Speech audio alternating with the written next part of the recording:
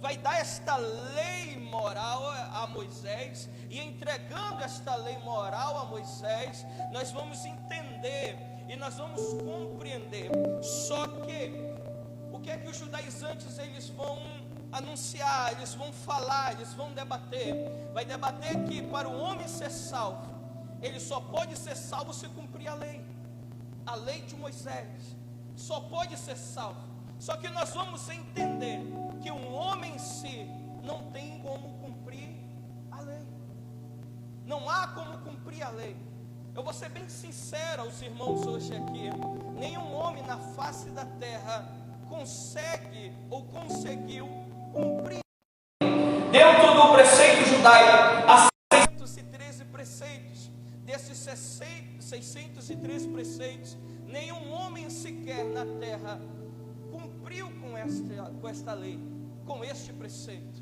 Mas por quê? Porque nós entendemos que o homem ele foi corrompido pelo pecado, e nós também entendemos que o salário do pecado é a morte. Um homem conduzido pelo pecado é um homem morto. Um homem que vive em pecado é um homem sem vida. O homem que está no estado do pecaminoso, no estado de pecado, é um homem morto. É por isso que Paulo vai descrever dizendo que a lei ela é perfeita.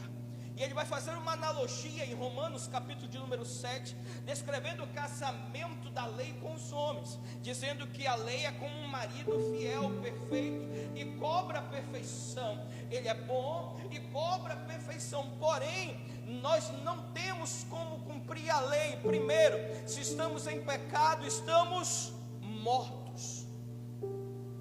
Morto não tem como cumprir, não tem como cumprir a lei do Senhor. E isso é extraordinário, porque só houve na terra um capaz de cumprir a lei, um capaz de cumprir a lei, e ele é Cristo Nazareno, que se entregou no madeiro por nós. Só ele foi capaz. Porque você acha que em Romanos no capítulo 10, Cristo, ele é o fim da lei? Ele é o fim da lei, Cristo. Há um livro de um professor chamado Licélio Valente, que ele lançou agora, e eu tive o prazer de ler este livro. E ele vai falar que Cristo, ele é o fim da lei. A lei, ela vai se findar em Cristo. Então, a partir da obra da cruz, há 2000 anos atrás, o homem não precisa cumprir da lei para ser salvo. O homem só precisa ter fé na obra de Cristo. E ele vai trazer diante de nós, porque o versículo de número 17, ele vai falar algo aqui muito extraordinário. Ele vai dizer: Deus deu o seu pacto de fé antes de dar a lei. A lei só é dada 430 anos mais tarde de Abraão ser salvo. Nós já vimos isso aqui. Abraão é salvo em Gênesis 15, quem lembra disso? Gênesis 15, 6. Abraão ele é justificado porque creu no Senhor. Abraão ele só vai ser circuncidado 10 anos depois, em Gênesis 17. Então nós vamos compreender que a lei é dada a Moisés no Sinai 430 anos depois. Então eu vou compreender que a promessa que o Senhor fez a Abraão, ela vem primeiro que a lei. E a promessa de Deus, ela é imutável, assim como Deus é imutável. A promessa que Deus tem a Abraão é dizer: em ti serão chamados meu povo. É extraordinário isso, porque nós vamos compreender que o Senhor vai salvar Abraão através da fé de Abraão. Através da fé. Não é Abraão que vai a Deus, é Deus que vai a Abraão. Então entenda isso aqui. A partir do momento que Deus vai a Abraão, a história de Abraão muda.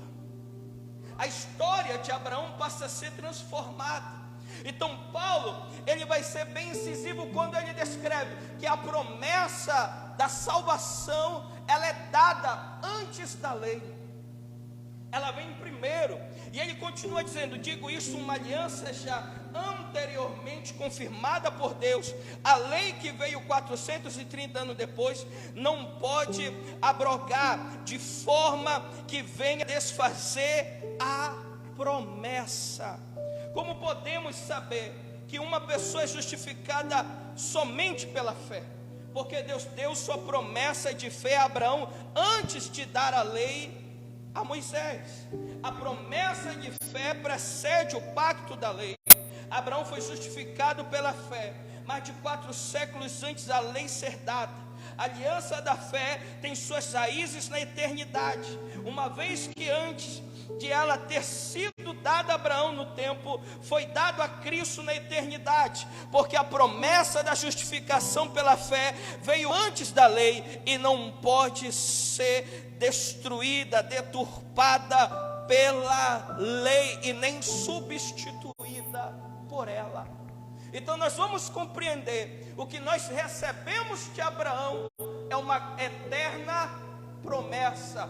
Por quê? Porque é uma promessa que não vem da terra, é uma promessa que vem dos céus. E o que vem do céu é eterno. O que vem do céu se pendura para todo sempre. O que vem do céu permanece, ninguém desfaz, nem os anjos, nem os demônios, nada nessa terra pode desfazer a promessa do Senhor sobre a nossa vida. E que promessa é essa, pastor Arley? É a promessa da salvação. Tu não herdou o ouro de Abraão, tu não herdou o gado de Abraão. O que tu vai herdar de Abraão é a salvação através do Calvário sobre a nossa vida. Então a promessa dada a Abraão, ela é imutável, ela não pode ser desfeita. Eu quero que tu entenda o que Deus entrega a Abraão. E por que Paulo vai falar de Abraão? Porque tem muita gente de uma maneira equivocada vai dizer que nós somos herdeiros de Abraão, e até aqui eu concordo. Mas você sabe do que você é herdeiro de Abraão? Do que eu sou herdeiro de Abraão? Da salvação. É por isso que Deus diz a Abraão: Abraão, eu vou te dar o filho da promessa, e através deste filho eu te darei uma nação. Tu serás pai de uma nação eleita, chamada, escolhida desde a eternidade, não para viver aqui, mas para viver diante daquele que o chamou. Oh, aleluia! Oh, aleluia! Então os judaizantes, eles vêm dizendo: olha, tem que cumprir a lei para ser salvo. Só que aí vem Paulo e diz: a justificação pela fé veio antes da lei. E ela vem por Abraão, porque o próprio Deus, presta bem atenção, é o próprio Deus que prega o evangelho a Abraão. É o próprio Deus, é o próprio Senhor. O ICEB, ele vai trazer um comentário diante de nós dizendo: em virtude de Deus ter feito sua promessa pactual com Abraão por meio de Cristo, nem mesmo Moisés pode mudar essa aliança. Não se pode acrescentar coisa alguma e nem tirar coisa alguma dela. Então nós vamos entender que o que Deus dá para Abraão é inviolável. Nem o que Moisés vai receber no Sinai pode mudar o que o Senhor fez, o que o Senhor operou. Ah, Jesus, é isso aqui que eu quero que tu guarde no teu coração. Sabe por quê? Porque tem muitos de nós que caminhamos com a cabeça meio que perdida, dizendo: será que se eu não fizer isso? Será que se eu não fizer aquilo? Será que se eu não fizer outra coisa, eu não serei salvo? Eu perderei minha salvação. Eu quero que você olhe bem para mim aqui hoje. Você recebeu isso como uma promessa eterna. A maior promessa sobre a nossa vida não é terrena. A maior promessa sobre a nossa vida, ela é dos céus. Ela é eterna. E isso é extraordinário. Por quê? Porque o que Abraão recebe, ele vai receber diretamente de Deus. Eu vou repetir isso aqui. O que Abraão recebe, ele recebe diretamente de Deus. E quando Moisés vai receber, pastor Oscar, em cima do Sinai, as leis, é um anjo que entrega a ele. Então ele vai receber de um intermediador. O que Moisés recebe, não recebe direto de Deus, ele recebe de um anjo. Agora o que Abraão recebe é o próprio Deus que entrega a ele. Oh, aleluia! Eu quero que você guarde isso aqui no seu coração. O que você herdou de Abraão é imutável. Não há o que acrescente, não há o que tire. É perfeito, é completo, é eficaz. Oh, aleluia! É sobrenatural. Nós vamos compreender também que Deus deu a herança pela promessa e não pela lei. Porque se a herança provém de lei, já não decorre de promessa, mas foi pela promessa que Deus a concedeu gratuitamente a Abraão. E o porquê Paulo vai dizer isso no versículo 18, acompanha comigo. Porque se a herança fosse obtida pela lei, não viria mais da promessa. Vamos parar aqui. Ele vai falar algo bem claro, que nós vamos compreender. Ele vai dizer, se a herança fosse obtida pela lei, então ela não foi dada por uma promessa. Então, se eu posso receber esta herança por cumprir a lei, então a promessa diante de nós, ela não existe. Aí Paulo vai mais a fundo, mais profundo. Eu preciso, presta atenção, cumprir alguma lei para obter o cumprimento dessa promessa sobre a minha vida? Não. Por que não? Porque Paulo mesmo está dizendo, porque se a herança fosse obtida pela lei, não viria mais da promessa. Eu quero que tu olhe bem aqui para mim. Quem aqui tem uma promessa? Ou quem sabe o significado de promessa? Promessa, só Deus pode cumprir. Nós como seres humanos, se eu te falar algo, olha, vou falar para o irmão Assis, eu vou lá na sua casa sábado. Chega sábado, eu não fui. Eu cumpri com a minha promessa? Por quê? Sou ser humano, sou falho, sou errante.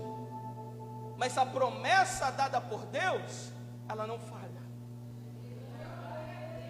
Então, como o homem falho, presta bem atenção, pode obter algo eterno?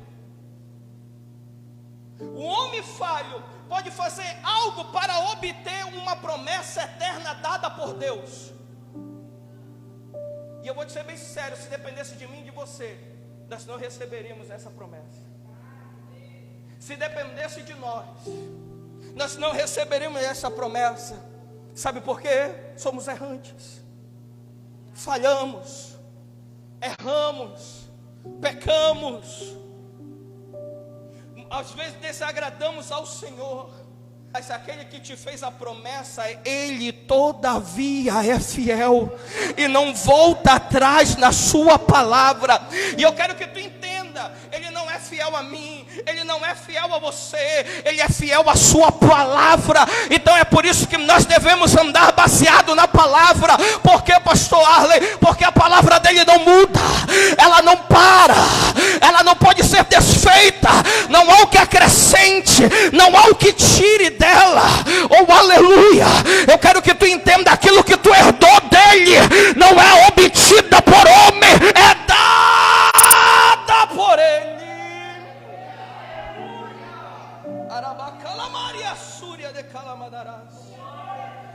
A herança concedida a Abraão foi a justificação. O maior bem de Abraão não é Isaac. O maior bem de Abraão não é as riquezas de Abraão. E tem muita gente, pastor Oscar, que deturpa isso hoje. Se você chegar em alguns lugares, eles vão dizer, venha receber as bênçãos de Abraão. Nós temos o sangue de Abraão. A única coisa que nós herdamos de Abraão, meu filho, foi a justificação pela fé. Abraão, ele não é salvo salvo porque ele escolheu a Deus. Primeiro, foi Deus que escolheu Abraão, não foi Abraão que escolheu a Deus. Não é Abraão que vai diante de Deus dizendo: Senhor, me tira dessa terra, não. É o próprio Deus que vai com ele e diz: sai dessa terra, do meio da tua parentela, e vai para uma terra que eu te mostrarei, e habita lá. Ah, Jesus. Orabacala Maria Súria. Ele não foi justificado pela lei, mas pela fé. E isso é gratuitamente. Isso é gratuito. Ah, eu vou repetir isso aqui. Porque tem gente que está lá no passado ainda, na era das indulgências. Alguém sabe o que é indulgência? Os mais antigos vão saber o que é indulgência. O que é indulgência? Eu pagava para obter salvação. Na era das indulgências da Igreja Católica, eles vão chegar diante de alguém e vai dizer: ó, para tu salvar o teu tio, para salvar o teu pai, tu tem que pagar 30 moedas de prata. Tu tem que pagar algo para tirar ele do purgatório e levar ele para o céu. E levar ele para o céu. A igreja fazia isso antigamente. Antigamente não, até hoje é assim. Porque tem lugar aí que está vendendo um lote no céu. Não sei como eles compraram, mas eles estão vendendo lote lá no céu. Aí tem lugar que chega: não, faz isso aqui, filho. Faz isso aqui, ó, para tu ser salvo. Eu quero que tu olhe aqui. O que é que Deus diz a Abraão para que ele fosse salvo? Deus cobra algo de Abraão? Deus cobra algo de Abraão? Sim ou não? Não. O que Deus dá a Abraão, dá gratuitamente. A única coisa que Abraão faz é crer. Ah, eu vou repetir isso aqui. Sabe por quê? Porque hoje nós vivemos a deturpação da Bíblia Sagrada. E isso tem matado muita gente. Isso tem destruído muitas vidas. Tem destruído muitas famílias. Por falsas promessas. Por aquilo que eu pago e eu quero ver. Coloca a igreja como um comércio. Transforma a igreja numa eterna barganha. Faz assim que tu vai ter assado. Faz assim que tu vai ter cozido. Eu quero que tu olhe aqui para mim. O teu marido vai ser liberto, vai, pelo poder de Deus. A tua esposa será tocada, vai, pelo poder de Deus. A tua casa será tocada, vai. Mas não é porque tu fez algo, não é porque tu deu algo, mas é porque tu recebeu da parte do Senhor uma promessa gratuita. Gratuita. Oh, aleluia. Então você que está aqui passando na luta por alguém lá da tua casa, não te preocupa. Aquele que começou a boa obra é fiel para terminá-la. Se ele começou na tua vida, te prepara. O próximo domingo vem tu e teu marido. No outro domingo vem tu e teus filhos. Orabacala baracé, orabacala. A graça de Deus está sobre esse lugar. Oh! Orabacoro minha narácia. Oh, aleluia. Oh, aleluia. Abraão não mereceu, nem conquistou essa herança. Ele a recebeu gratuitamente pela fé. E eu quero que tu olhe aqui para mim. Porque fé é algo muito complexo hoje nos nossos dias. Porque ele é o firme fundamento das coisas que nós esperamos. E a certeza daquilo que nós ainda não vimos. Mas eu quero que tu entenda isso aqui. Qual é a fé que me salva, pastor? Só basta ter fé? Não. Porque hoje qualquer um no nosso tempo tem fé. Fé. O contexto de fé é o contexto de acreditar. Em outras religiões, eles também têm fé. Eles também acreditam em algo. Acreditam em milagre. Acreditam em alguma coisa. Mas a fé da igreja é diferente da fé deles. Porque somos melhores? Não. Porque a nossa fé na obra de Cristo nos salva. Então ter fé por ter fé é fácil. Agora, ter fé na obra de Cristo, é por isso que Paulo diz: se tu crê na obra dele, tu morre com ele, e assim como ele ressuscitou, tu também ressuscita com ele, e assim como ele ressuscitou para a glória de Deus Pai, tu também ressuscita para a novidade de vida. Aleluia! Oh aleluia! Oh aleluia! Então não é só a fé que salva, é a fé na obra de Cristo. É onde eu deposito essa fé que traz salvação para a minha vida, que traz salvação para a minha casa. Oh, aleluia! Por quê? Porque tem gente que prefere encher um copo de água e dizer: tenha fé nisso aqui para te obter milagre. Tenha fé nisso aqui para te obter alguma coisa. Só basta ter fé na obra dele. Não pode conquistar, então não é uma promessa. Então nós vamos entender que o Senhor vai mandar o segundo Adão. Oh Jesus! Só que o segundo Adão é santo. O segundo Adão é perfeito. O segundo Adão não tem pecado. O segundo Adão nasce aqui, mas ele já existia lá. Oh, Jesus. Aí vem o segundo Adão. Aí o segundo Adão vem o quê? Como carne. Só para mostrar que ele era capaz de passar pelo que passou, de viver o que viveu e de vencer aquilo que o homem não poderia vencer por estar morto, aquilo que o homem não poderia vencer por não ter vida. Eu quero que tu entenda isso aqui. Eu quero que tu compreenda. E tudo que ele fez, Deus chama a parte ofensora. Chama a parte ofensora. Quem é a parte ofensora? Diga: nós. Aí Deus, a parte ofendida. O homem falha contra Deus. O homem erra contra Deus. Aí Deus olha e vê a humanidade caída, depravada, morta pelos seus pecados, pelos seus delitos. Não há um justo, não há quem busque a Deus. E Apocalipse vai dizer que a obra da cruz estava cravada no coração de Deus.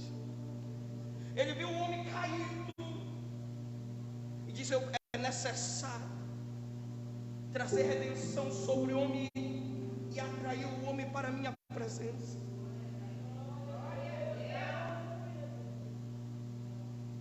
Atrair o homem para a minha presença. Isso aqui é algo glorioso, porque não é a parte ofensora que vai até ele pedir perdão, é o seu próprio filho que desce. Estávamos no banco dos réus como condenados. Seu único filho desce, se entrega no madeiro. A partir desse momento, eu quero que tu entenda, o sacrifício é feito, o preço é pago. Sabe por quê? Nós não poderíamos ser salvos de graça. Pastor, mas é pela graça. É pela graça, mas não foi de graça. Foi pago um alto preço por mim e pela tua vida. Foi pago um alto preço pelas nossas vidas. É bem verdade. Foi pago um alto preço por nossas vidas. Cristo entrega a obra completa, a obra perfeita. Quando ele diz está consumado, ele entrega diante de Deus o sacrifício perfeito, o Cordeiro de Deus imaculado. A expiação do sangue desce sobre a igreja. O véu é rasgado. Quem estava condenado agora está salvo pelo sangue. Oh aleluia! Oh aleluia! A lei não é maior do que a promessa. A promessa que recebemos, ela é maior que qualquer lei dada. dentro da Bíblia Sagrada, mas nós vamos chegar a um ponto que eu vou defender a lei. Nós não podemos nos desfazer dela, até porque a lei, ela tem uma função fundamental sobre a nossa vida. Qual é, pastor? Nos direcionar para Cristo, nos levar para Cristo, nos levar para Ele. Isso aqui é poderoso, porque eu só sei a vida que eu levo quando eu me deparo com aquilo que eu sei que é errado. Mostra isso. A lei, ela vai desenterrando tudo aquilo que nós escondemos, tudo aquilo que estava enterrado. Aí a lei vai desenterrando, e quando essa lei desenterra, ela vai nos conduzindo diante daquele que é fiel. Ela vai nos direcionando diante daquele que tem todo o poder. Ela vai nos direcionando diante do nosso remidor. Ela vai nos direcionando diante do nosso Salvador. Oh, aleluia. Mas nós vamos entender que a lei, ela não é maior do que a promessa. Acompanha comigo o versículo 19 e 20. Então, para que serve a lei? A lei foi acrescentada por causa das transgressões, até que viesse a semente para quem a promessa fora feita, e foi estabelecida por anjos, pelas mãos de um mediador. Oh, aleluia. Agora o apóstolo Paulo, ele vai enfatizar a superioridade da promessa em relação à lei. Eu destaquei 3 pontos aqui para trazer aos nossos irmãos. Primeiro, a lei foi dada para revelar o pecado e não para removê-lo. Qual, pois, a razão de se dar a lei? Foi acionada por causa das nossas transgressões. Então, qual é a razão da lei ser dada? É como eu disse, ela revela as nossas transgressões. Como é que eu sei que é errado? Como é que eu sei que eu levei uma vida de pecado? Como é que eu sei o que eu fazia antes do Senhor me arrancar, me levantar? É errado. Através da lei. Porque a lei revela, a lei mostra as nossas transgressões. Então não tem como um homem fugir disso. Não tem como um homem fugir disso. Tu pode viver a capa que tu quiser viver, mas tem a lei batendo lá na tua porta dizendo: está em pecado, está vivendo em pecado, está caminhando de maneira errada. Olha para mim. Como podemos saber que a lei não justifica o pecado, nem o faz aceitável diante de Deus?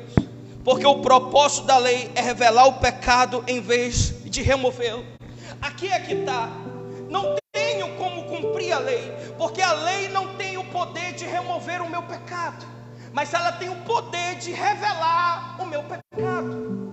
Então ela revela, mas não me transforma. Ela revela, mas ela não me muda. E o que muda? Jesus. Jesus. Olhe para alguém que seja do teu lado e diga: Jesus é suficiente para transformar a tua vida. É interessante que Barclay, ele vai tecer um comentário diante de nós dizendo que o que vemos aqui é ao mesmo tempo a força e a debilidade da lei. Sua força está em que ela define o pecado, sua debilidade em que ela nada pode fazer para redimi-la. Então a lei, ela tem tanto uma autoridade, como ao mesmo tempo uma invalidade diante de nós. Por quê? Porque ela revela, mas não tem poder para nos mudar. Não remove diante de nós. Guthrie, ele também traz, dizendo, chama a atenção para a palavra grega parabases, que é transgressões. que Paulo usa tendo em mente faltas intencionais, ou seja, o desvio do caminho certo. A lei havia definido o caminho certo e tornar os homens conscientes dele. A lei, porém, não tinha poder para frear as transgressões. Somente o evangelho poderia realizar tal coisa. Então, o que Guthrie traz diante de nós, ele vai tecer um comentário que traz uma iluminação aos nossos corações. Porque a lei é dada? Porque é dada essa lei? Porque ela faz parte da nossa vida? Porque ela revela, ela mostra os nossos pecados.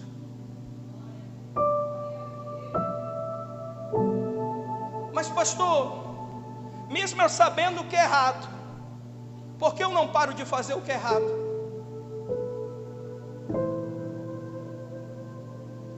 Mesmo eu sabendo o que é errado, por que eu continuo fazendo o que é errado? Porque ela só revela o que é certo e o que não é certo. Mas ela não te dá força, ela não te redime, ela não te transforma. Então tem gente que sabe, mas continua fazendo. Tem gente que sabe, mas continua. Então, pastor, como é que eu faço para sair disso? Simples. Se arrependa e vá até Jesus. Se arrependa e vá até Jesus, porque Ele é poderoso para mudar a tua vida. Ele preenche o mais vazio da tua alma. Ele opera onde ninguém mais consegue operar. Ele vê aquilo que ninguém consegue ver. Ele não olha com os olhos humanos, Ele olha com os olhos eternos. Ele te conhece de dentro para fora. Ele sabe as tuas necessidades. Ele sabe o que tu precisa. Oh, aleluia. E Ele tem o poder, Ele tem o poder de mudar a tua vida, de mudar a tua história. Eu não sei como estava a tua vida até hoje, mas depois que a graça dele te alcance. Orabacala manara súria de calamanarás. Oh, aleluia. Oh, aleluia. Ele é poderoso. Não importa a tua idade, não importa, mas Ele é poderoso para mudar a tua história. Eu não sei o que você tem vivido, mas Ele sabe. E hoje Ele está aqui te chamando e te dizendo: ainda dá tempo, ainda dá tempo. Buscai o Senhor enquanto se pode achar. Buscai o Senhor.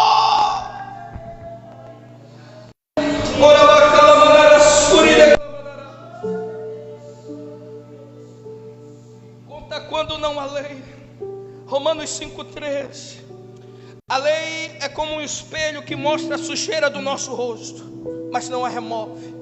A lei é como um prumo que mostra a sinuosidade da nossa vida, mas não a endireita. A lei é como uma luz que mostra o obstáculo do caminho, mas não remove. A lei é como uma tomografia computadorizada que mostra os tumores escondidos em nossas entranhas, mas não o obstrui. Oh, aleluia. Que a cirurgia, a lei torna o homem consciente do seu pecado e de sua condenação.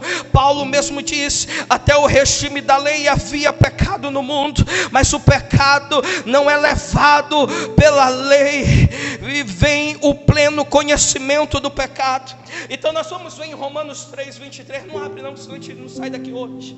Romanos 3:23. Romanos 3, versículo de número 20. Que ele vai descrever: onde não há lei, também não há transgressão. Romanos 4:15. Eu não teria conhecido o pecado senão por intermédio da lei. Romanos 7,7. A fim de que pelo mandamento o pecado se mostrasse sobremaneira maligno. Romanos 7,13. Como vai descrever o pecado se mostrar soberanamente maligno. Então, o que a lei faz? Ela mostra, mas não transforma. É por isso que não basta eu ter só o entendimento, não basta ter só o conhecimento. Eu tenho que estar diante dele, para que ele remova de mim aquilo que me leva à morte, aquilo que me leva à condenação, aquilo que me leva à destruição. Isso, e o que eu vou te falar aqui é algo bem sério. Sabe por quê? A tua vida não termina aqui. A tua história não termina aqui. Ela não se resume só na terra. Ela não se resume aqui. Eu falo isso com temor e tremor sobre a minha alma, porque ela não se resume aqui. Ainda terá um outro caminho a percorrer, ainda terá um outro lugar. Quando Paulo descreve 2 Coríntios capítulo 5, ele vai falar sobre os céus, sobre a morte e sobre a vida eterna. E ele diz: a minha alma anseia por isso, e por isso ela geme todos os dias, esperando o grande dia. Aí eu pergunto à igreja: aonde você vai morar? Aonde você vai estar? Oh, aleluia! Eu não sei você, mas eu quero estar diante daquele que me chamou, diante. Então ainda dá tempo, ainda dá tempo. Orabacalamarassuria de calamanarás. Ainda dá tempo. Orabaria cantoria de calamanarás. Oh, aleluia. Oh, aleluia. Não sei você, mas eu sinto a presença dele aqui hoje. Eu sinto a graça de Deus inundando a minha alma, entendendo que não importa o que passamos, mas chegará o dia, esse momento de aflição vai acabar, essa depressão vai acabar, essa ansiedade vai acabar, essa luta vai acabar. Mas chegará um dia que estaremos diante dele, ceando com ele. Não haverá dor, não haverá sofrimento, não haverá lágrima. Oh, só quem sente a presença dele aqui hoje.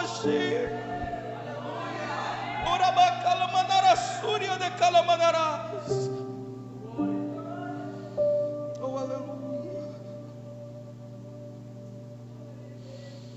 Oh, aleluia. Em segundo lugar, a lei foi temporária e não permanente. Foi adicionada por causa das transgressões, até que viesse o descanso, o descendente a quem se fez a promessa. A parte B do versículo 19. Até que viesse a semente para quem a promessa fora feita, e foi estabelecida por anjo pelas mãos de um mediador. Porque sabemos que a lei não pode justificar o pecador, nem torná-lo aceitável diante de Deus. Porque a lei foi temporária, ela foi dada para cumprir uma missão. Após tê-la concluído, retira-se de cena. A lei vigorou até Cristo. Quando Cristo chegou, ela encerrou seu trabalho. O apóstolo Paulo diz que porque o fim da lei é Cristo, para a justiça de todo aquele que crê. Romanos 10:4. Jesus Cristo cumpriu a lei que o pecador não podia cumprir, e com sua morte deu a salvação que a lei não poderia dar. Romanos 8:3. Então Romanos 10 vai dizer: a partir do momento que Cristo vem, o descendente vem, a raiz de Davi vem, a lei perde a força. E por que a lei perde a força? Porque aquilo que te condenava, passa a não ter mais autoridade diante daquele que completou a boa obra, diante daquele que se entregou. Eu amo João 10. João 10 vai dizer: eu sou o bom pastor, as minhas ovelhas ouvem a minha voz, eu entrego a minha vida por elas, ninguém arranca, ninguém atira, sou eu que entrego. Oh aleluia, oh aleluia, oh aleluia. O Isabe diz que é evidente que uma lei temporária não pode ser maior do que uma aliança permanente. Com a morte e ressurreição de Cristo, a lei foi revogada e seus requisitos justos são cumpridos em nós, por meio do Espírito. Então nós vamos entender que a lei passa a ser revogada através da obra de Cristo Jesus, através da obra dele. Esta lei ela é revogada e nós passamos a caminhar não mais sozinhos. Nunca mais diga que você está só. Por quê, pastor? Porque o Espírito dele está contigo todos os dias da tua vida. Ele tirou diante de ti o pecado, de dentro de ti o pecado, e te encheu do Espírito Santo, te encheu do Espírito Santo. Oh aleluia, oh aleluia. Em terceiro lugar, a lei foi dada por meio de um mediador e não diretamente por Deus. Foi promulgada por meio de anjos, pela mão de um mediador. Ora, o mediador não é de um, mas Deus é um. Como podemos saber que a lei não pode justificar o pecador, nem torná-lo aceitável diante de Deus? Porque a lei não foi dada diretamente por Deus, mas por meio de um mediador. Portanto, ela é inferior à promessa. Nós vamos ver 2 pontos aqui. Eu acho que vai dar tempo de terminar. Vou correr, olha aqui. Nós vamos ver que ela é dada por meio de um mediador. Portanto, ela é inferior à promessa. Nós vamos analisar 2 pontos aqui rapidamente. Primeiro, a lei não foi dada diretamente por Deus, mas a lei veio de Deus, mas foi dada por anjos a Moisés e então aos homens. Nós vamos ver isso em Deuteronômio. E no versículo número 19, Paulo também vai ressaltar isso aqui. Vamos ler de novo. Então, para que serve a lei? A lei foi acrescentada por causa das nossas transgressões, até que viesse a semente para quem a promessa fosse feita. E foi estabelecida por anjos, pelas mãos do mediador, pelas mãos de um mediador. Então nós vamos entender que a lei ela é estabelecida por anjos, pela um mediador. Quem é esse mediador? Moisés. Moisés é o mediador. Então ele se entrega, os anjos entregam a Moisés.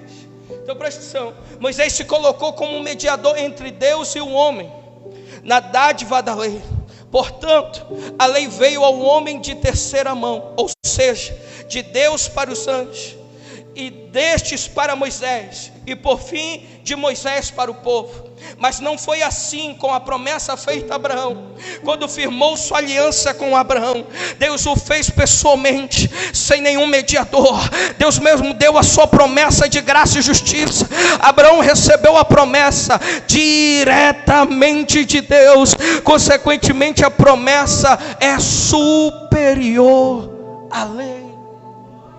Então preste atenção, Deus entrega aos anjos, os anjos entregam a Moisés, Moisés vem e traz ao povo. E a justificação vem direto dele. E ele entrega a Abraão e de Abraão nós herdamos. Então nós somos herdeiros e co-herdeiros de Cristo. Oh aleluia, oh aleluia. Coloca a mão sobre o teu coração aqui neste lugar, porque o Senhor opera sobre as nossas vidas. O Senhor opera sobre as nossas vidas. Ah, Jesus. Segundo, a promessa de justiça foi dada somente por Deus. No pacto da lei, tanto o homem como Deus têm responsabilidades. O homem precisa guardar a lei. Se aguarda totalmente, por ela viverá. Se não aguarda, estará sobre sua maldição. No pacto da lei de Deus justifica o justo, mas a promessa de Deus justifica o ímpio. A promessa da justiça foi dada por Deus sem necessidade de mediador. A justificação não decorre da obediência à lei, mas da fé na promessa. Ou seja, o próprio Deus é quem justifica o pecador. Fica de pé comigo, porque nós vamos compreender que para viver diante da lei, o homem tem suas responsabilidades de cumpri-la. Agora, quem de nós cumpriria a lei sem Cristo? Nenhum. Então que sejamos gratos a Ele. Irmãos, eu quero que você olhe aqui para mim, porque muitos de nós reclamamos muito da vida, de dificuldades que passamos, de situações temporárias que enfrentamos, de aflições dessa terra. É por isso que quando Paulo ele vai falar de aflições, ele diminui ela e diz: é momentânea, é passageira. É por isso que quando ele vai comparar aquilo que é eterno com aquilo que é temporário, ele vai dizer: mas tem um edifício eterno que nos espera. Então eu quero que tu entenda aqui, irmãos, eu quero que tu compreenda, porque evangelho que é evangelho, um homem já passa a ser grato a Deus, a obra da cruz sobre a vida dele. Eu vejo muita gente chegando: pô, pastor, Deus não fez isso, Deus não fez aquilo, porque Deus, eu quero que tu entenda, a maior obra sobre a tua vida Ele já realizou, Ele já fez, Ele já entregou. Aquilo que tu não poderia fazer, Ele fez por você. Aquilo que tu não poderia cumprir, Cristo cumpriu por você. E nós vivemos um tempo em que somos ligados na terra. Eu sei, irmãos, não sejam meninos na fé. Eu entendo, nós temos que trabalhar, que estudar. Nós temos que manter o lar, os pais de família, manter sua esposa, sua casa, sua família. Sim, você tem que priorizar isso, você tem que priorizar. Mas Paulo ele vai descrever na carta aos Filipenses: fazei as tuas petições conhecidas diante do Senhor, e em tudo dando graças a Ele, porque, oh aleluia, não importa o momento, não importa a situação, mas ore dando graças. Senhor, obrigado por isso, obrigado pela família, obrigado por esse lar, obrigado por esse povo, obrigado por essa igreja, obrigado, sabe por quê? Porque tem algo maior. Eu quero que você guarde isso. Nós iremos passar um tempo, nós iremos viver um tempo, mas um lugar eterno, um lugar eterno.